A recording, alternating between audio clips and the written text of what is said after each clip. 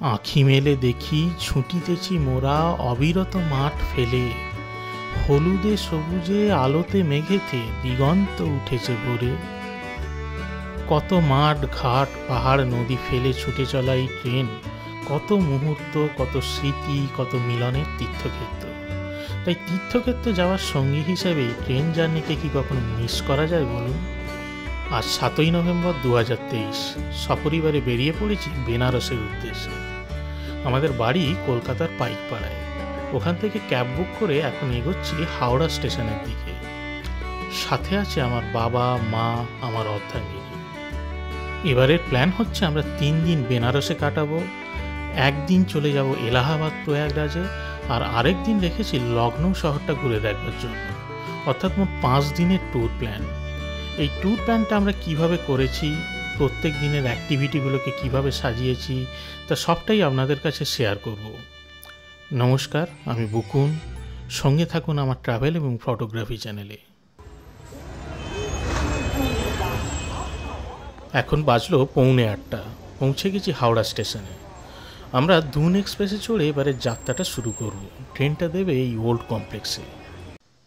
1854 সালে, তার মানে ভাবুন আজ থেকে প্রায় 170 বছর আগে এই স্টেশন থেকে প্রথম ট্রেন চলে হুগলি পর্যন্ত। স্টেশন চত্বর কিন্তু এখন আগের থেকে অনেক পরিষ্কার, আর তার সাথে এইরকম লাইট ছবি লাগিয়ে সব কিছুটা কিন্তু বেশ ভালো লাগছে। স্টেশনের এই বড় ঘড়ি প্রায় ছুঁতে চলল 100 বছর। 2024-এ ইনি পদার্পণ করলেন 98 বছরে। সত্যি এই ঐতিহ্যপূর্ণ ঘড়িটা শুধু যে আমাদের সময় দেখিয়েছে তা নয়, 98 বছর ধরে কত মানুষের মিলনস্থল হয়ে উঠেছে এই ঘড়ির নিচটা। এবারে চলে আসা যাক বেনারস যাওয়ার জন্য কোন ট্রেনটা উপযুক্ত হতে পারে। এক্ষেত্রে আমার চার্টে দেওয়া প্রথম 3টে ট্রেন অর্থাৎ বিভূতি এক্সপ্রেস, দুন এক্সপ্রেস বা হাওড়া অমৃতসর মেলকে আমি প্রথম গ্রুপে রাখব। এবারে আপনাদের মনে প্রশ্ন আসতে পারে যে কিসের ভিত্তিতে আমি এই ট্রেনগুলোকে ভালো বলছি। এই ট্রেনগুলোর পরিষেবার ভিত্তিতে বা রাইট টাইমে চলে কি না তার ভিত্তিতে আমি কিন্তু ভালো হিসেবে বাছিনি, বরং ট্রেনটা কোন সময় বারাণসীতে পৌঁছচ্ছে তার শিডিউল টাইমের ভিত্তিতেই ট্রেন নির্বাচন করেছি। বেনারসের বেশিরভাগ হোটেলেরই চেক ইন শুরু হয় দুপুর 12টা থেকে, আর এই ট্রেনগুলো সবকটাই আপনাকে ফার্স্ট হাফে অর্থাৎ মোটামুটি 9টা থেকে 11টার মধ্যে স্টেশনে ঢুকিয়ে দেবে। এরপর আপনি যদি হোটেলে পৌঁছানোর পর্যন্ত 1 ঘন্টা সময় হাতে রাখেন এবং ট্রেনটা যদি কোনো কারণেও ঘন্টাখানেক লেটও করে, তাহলেও আপনি 12টার আশেপাশে হোটেলে পৌঁছে যেতে পারবেন। সেক্ষেত্রে আপনাকে চেক ইনের জন্য খুব একটা অপেক্ষাও করতে হবে না। লাগেজপত্র রেখে ফ্রেশ হয়ে নিয়ে আপনি বেরিয়ে পড়তে পারবেন ঘোরবার জন্য। অর্থাৎ আমি এমনভাবে সিলেক্ট করার চেষ্টা করেছি যাতে সেকেন্ড হাফটা অ্যাটলিস্ট আপনি ঘোরার জন্য ইউটিলাইজ করতে পারেন। আমার চার্টে দেওয়া প্রথম 3টে ট্রেন দিল্লি ছাড়ে হাওড়া স্টেশন থেকে। এটা ছাড়াও আরও বেশ কিছু উইকলি স্পেশাল ট্রেন আমি তার নিচে লিখে রেখেছি, যেগুলো করে গেলেও আপনি বেনারসে পৌঁছে সেকেন্ড হাফ অর্থাৎ দুপুর বা বিকাল থেকে ঘোরা শুরু করে দিতে পারবেন। আর বাকি অন্যান্য যে ট্রেনগুলো বেনারস হয়ে যায় সেগুলো বেনারসে ঢোকে হয় সন্ধ্যায় নয়তো মাঝরাতে। সেক্ষেত্রে আপনাকে হয় হোটেলে আর নয় রিটায়ারিং রুমে একটা রাতের ভাড়া এক্সট্রা খরচা করতে হবে।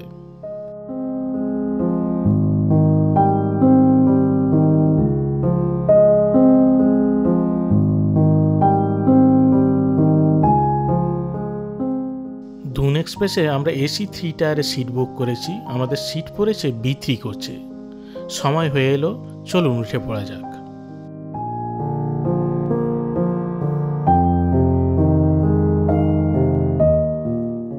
এখন বাজলো রাত 8:30। ট্রেন একেবারে রাইট টাইমে হাওড়া থেকে ছেড়ে দিয়েছে।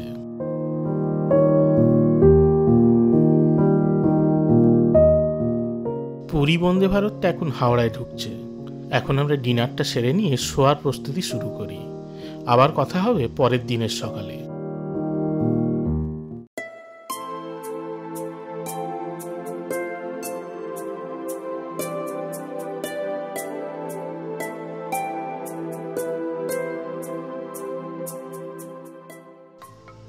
সকালে যখন ঘুম ভাঙলো তখন ট্রেন ওয়েস্ট বেঙ্গল ঝাড়খণ্ড ফেলে চলে এসেছে অনেক দূর। এখন এগিয়ে চলেছে বিহারের উপর দিয়ে। সাসারাম পর্যন্ত ট্রেনটা লেটই চলছিল, এখন স্পিড বাড়িয়ে এগিয়ে চলেছে উত্তরপ্রদেশের দিকে।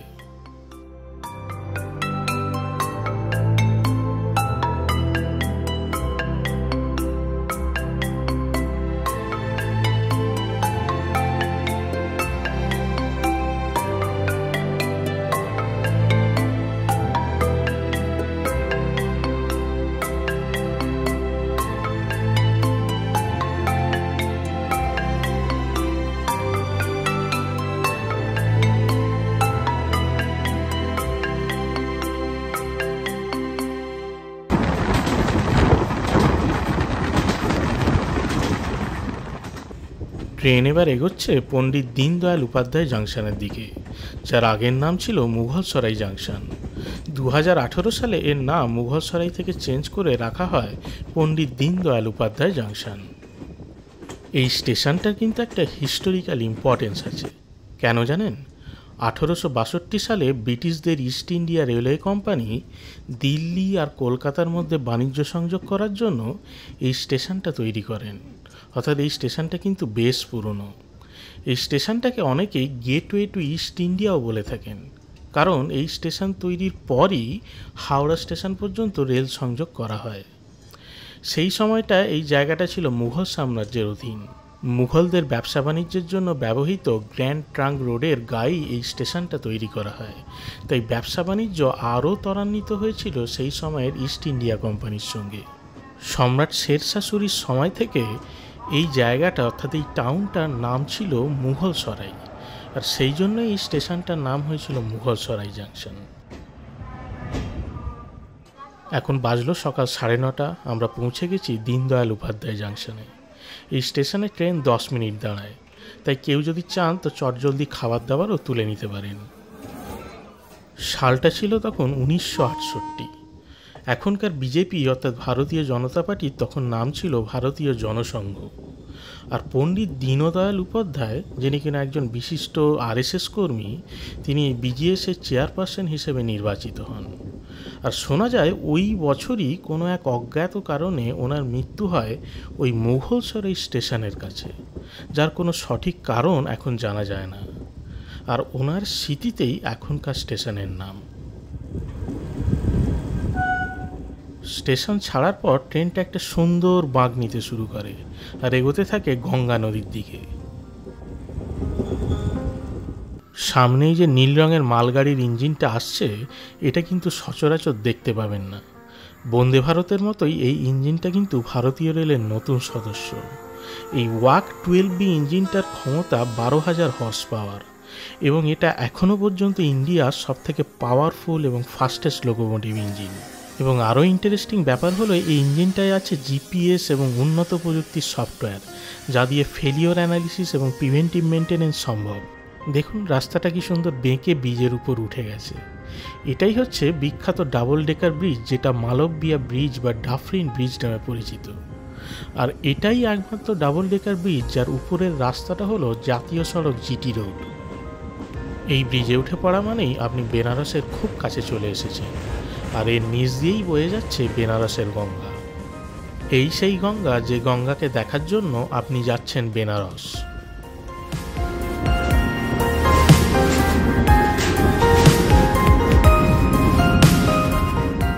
দিনের বেলা ট্রেনে এলেই আপনি এই সুন্দর দৃশ্য উপভোগ করতে করতে যেতে পারবেন। আমার ডান দিকেই দেখা যাচ্ছে বেনারসের ঘাটগুলো। আর চট করে ট্রেনের অভিমুখের ডান দিকের জানলা দিয়ে তাকালেই আপনি দেখতে পাবেন নমঘাট। আসলে খিতকিয়া ঘাটকে সুন্দর করে সাজিয়ে এই 3টে হাত তুলে নমস্কার করা ভাস্কর্য লাগিয়ে দেওয়া হয়। নরেন্দ্র মোদী উদ্বোধন করার পর এর নাম রাখা হয় নমঘাট। এই ঘাটটা একটা জনপ্রিয় পর্যটন কেন্দ্র হতে চলেছে, কারণ এই ঘাটটাকে সুন্দর করে সাজিয়ে রাখা হয়েছে open air theatre space, food court, করা হয়েছে ক্যাফেটেরিয়া, সুভেনির কাউন্টার, এবং শোনা যাচ্ছে রাখা হবে অনেক সিএনজি চালিত বোটও। ব্রিজ ক্রস করার পরে এখন ট্রেনটা কাশী স্টেশন অতিক্রম করছে। এরপরেই ঢুকে পড়বে বারাণসী জাংশনে। বারাণসীর ঘাটগুলো থেকে এই স্টেশনটা কাছে হলেও এই ট্রেনটা কিন্তু এখানে কোনো স্টপ দেয় না। এবারে নামবার প্রস্তুতি শুরু করা যাক। ট্রেন ঢুকছে বারাণসী স্টেশনে।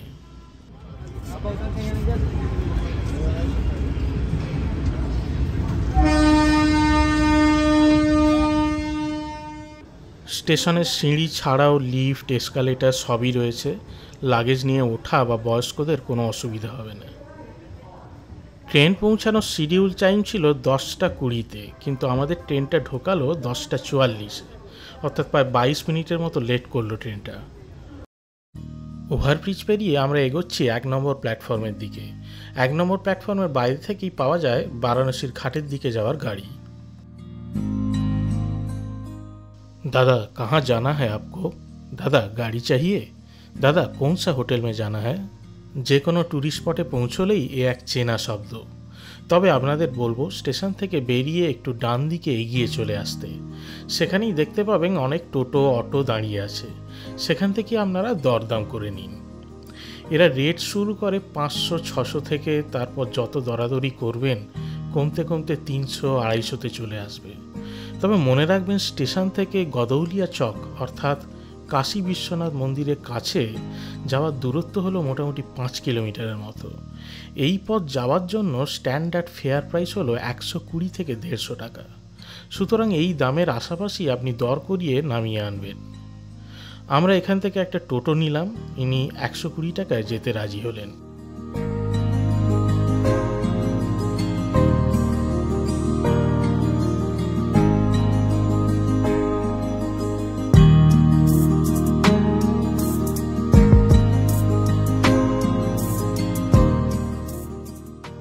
আমি হোটেল সম্বন্ধে বিভিন্ন তথ্য দেব, কিন্তু তার আগে বলে রাখি বেশিরভাগ মানুষই কাশী বিশ্বনাথ মন্দির বা দশাশ্বমেধ ঘাটের কাছাকাছি এলাকায় থাকতে পছন্দ করেন। সেক্ষেত্রে আপনাকে অটো টোটো চালককে বলতে হবে আমি গির্জাঘর বা গদৌলিয়া চৌরাস্তায় যেতে চাই। যারা ঘাটের কাছে বা ঘাট সংলগ্ন রাস্তায় হোটেল বুক করেছেন তারা মনে রাখবেন কোনো অটো বা টোটোই আপনাকে হোটেলের গেট পর্যন্ত নিয়ে যাবে না, কারণ সকাল 9টা থেকে রাত 9টা পর্যন্ত ঘাট সংলগ্ন সমস্ত রাস্তাগুলো নো এন্ট্রি থাকে। কোনো অটো বা টোটোই ওই রাস্তায় ঢোকার অনুমতি নেই। আচ্ছা, এখানে আমি একটা ইনফরমেশান অ্যাড করে নিই, যারা সোলো ট্রাভেলার শেয়ার গাড়ি খুঁজছেন তারা একটু হেঁটে চলে আসুন এই ফ্লাইওভারের কাছে। ফ্লাইওভারটা ক্রস করে চলে যান অপোজিট সাইডে, সেখান থেকে আপনি অনেক অটো পেয়ে যাবেন যারা শেয়ারে জনপ্রতি 20 টাকা ভাড়ায় পৌঁছে দেবে আপনাকে গির্জাঘর ক্রসিংয়ে। এখানে অনেক অটো টোটো চালক আছে যারা আশ্বাস দেয় যে তারা হোটেল পর্যন্ত ছেড়ে দেবে, কিন্তু ফাইনালি ওই গির্জাঘর চৌরাস্তার মোড়ে ছেড়ে দিয়ে বলে আপকো 400 মিটার পায়দাল মে জানা হ্যায়। সুতরাং আসার আগে এই ব্যাপারটা একটু মাথায় রাখবেন।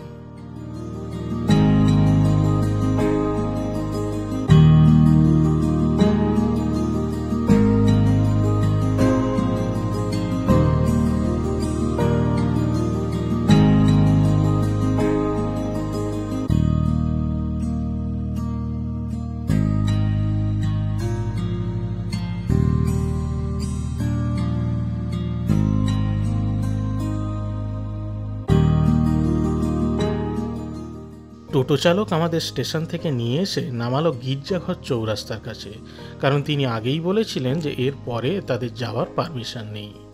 এই জায়গাটার নাম গির্জাঘর মোড়।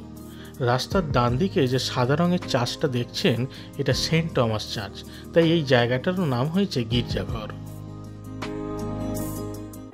এই মোড় থেকে সোজা 200 মিটার আরও এগিয়ে গেলে আর একটা চৌরাস্তা পড়ে, যার নাম গদৌলিয়া চৌরাস্তা।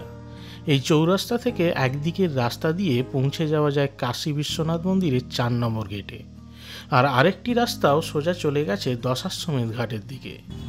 এই জায়গায় কোনো অটো বা টোটো কিন্তু চলাচল করে না, তাই মোড় থেকে 500-600 মিটার পথ আপনাকে হয় হেঁটে অথবা পায়ে টানা রিক্সা করে কিন্তু আসতে হবে। অনেক সময় কোনো বিশেষ দিন থাকলে বা ভিড় বেশি হলে হঠাৎ করে পায়ে টানা রিক্সা চলাচলও বন্ধ করে দেয়। তাই যারা ফ্যামিলির বয়স্কদের নিয়ে আসছেন, যাদের হাঁটা চলার সমস্যা রয়েছে, তারা গদৌলিয়া চক থেকে প্রয়োজন পড়লে হুইল চেয়ারও ভাড়া করে নিতে পারেন। তাই যারা একটু বাজেট হোটেল খুঁজছেন এবং বিভিন্ন জায়গায় এক্সপ্লোর করার জন্য গাড়ি ঘোড়া পাওয়ার সুবিধাযুক্ত জায়গা খুঁজছেন, তাদের কাছে বেস্ট হবে গির্জাঘর গদৌলিয়া চকের কাছাকাছি জায়গায় হোটেল নেওয়া। আর যারা রিল্যাক্স করার জন্য আসছেন, গঙ্গার ঘাটের কাছেই হোটেল নিয়ে থাকবেন ভাবছেন, তাদের শুধু একটা জিনিসই মাথায় রাখতে হবে যে গির্জাঘর থেকে আপনাদের কিন্তু হেঁটে অথবা রিক্সা করে আসতে হবে ঘাটের কাছে। আমরা হোটেল নিয়েছিলাম গির্জাঘর চৌরাস্তার কাছে, এটা একটা বাজেট হোটেল, হোটেল আদিত্যা। তো চলুন আপনাদের ভেতরটা একটু দেখিয়ে দিই। এটা হোটেলের রিসেপশন। এরা কিন্তু কার্ড অ্যাকসেপ্ট করে না, তার বদলে ক্যাশ অথবা ফোনপে, পেটিএম, যে কোনো ইউপিআই পেমেন্ট অথবা ব্যাঙ্ক ট্রান্সফার সাপোর্ট করে। হোটেলের লিফট আছে। আমরা 4 জনের ফ্যামিলি মেম্বার, তাই একটা 4 বেডেড রুম আমরা এখানে পেয়েছিলাম গ্রাউন্ড ফ্লোরে।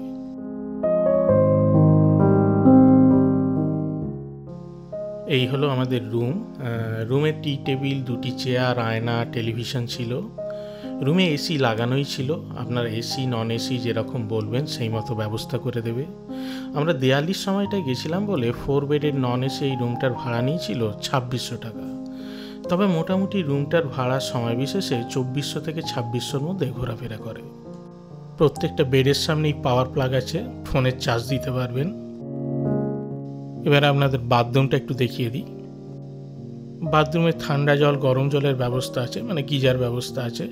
তবে বাথরুমটা যে খুব স্পেশিয়াস তা বলবো না, মোটামুটি।